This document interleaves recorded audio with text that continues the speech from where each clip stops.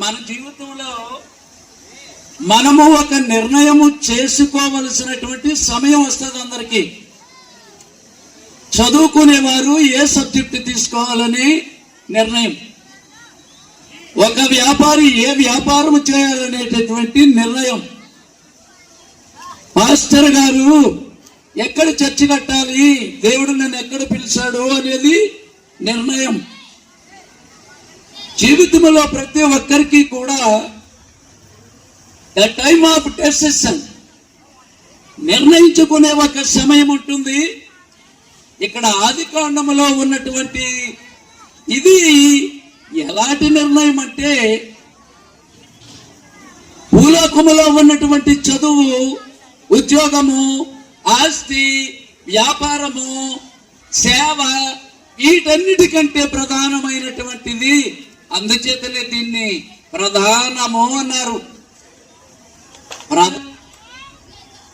నిర్ణయాలు చేయడానికి దేవుడు మనకేం చేస్తాడంటే ఫోర్స్ చేస్తూ ఉంటాడు తన కుమారులు కుమార్తెలతో. ఎస్ ఆర్ నో, అవును కాదు మనము చెప్పాలి.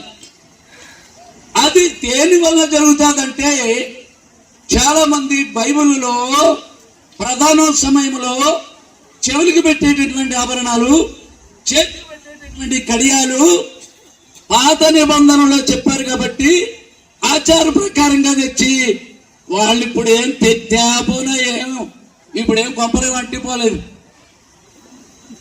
ఇప్పుడు ఈ చెవులు పెట్టే రింగులంటే అక్షరార్థంగా చెవులకి పెట్టడం కాదండి, వినుట ద్వారా విశ్వాసము కలుగునని ఉంది బైబిల్లో.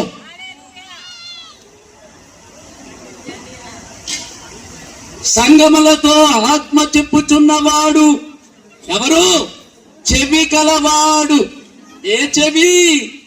భౌతికంగా ఉన్నటువంటి చెవికి రింగి పెట్టడం, చేతికి కడియం పెట్టడం కాదు,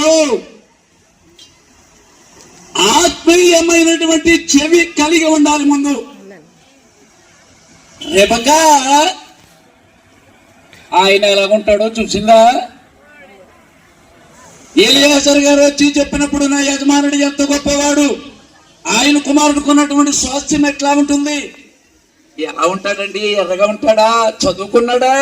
ఉద్యోగం చేస్తున్నాడా అని ఏమీ అడగలేదు.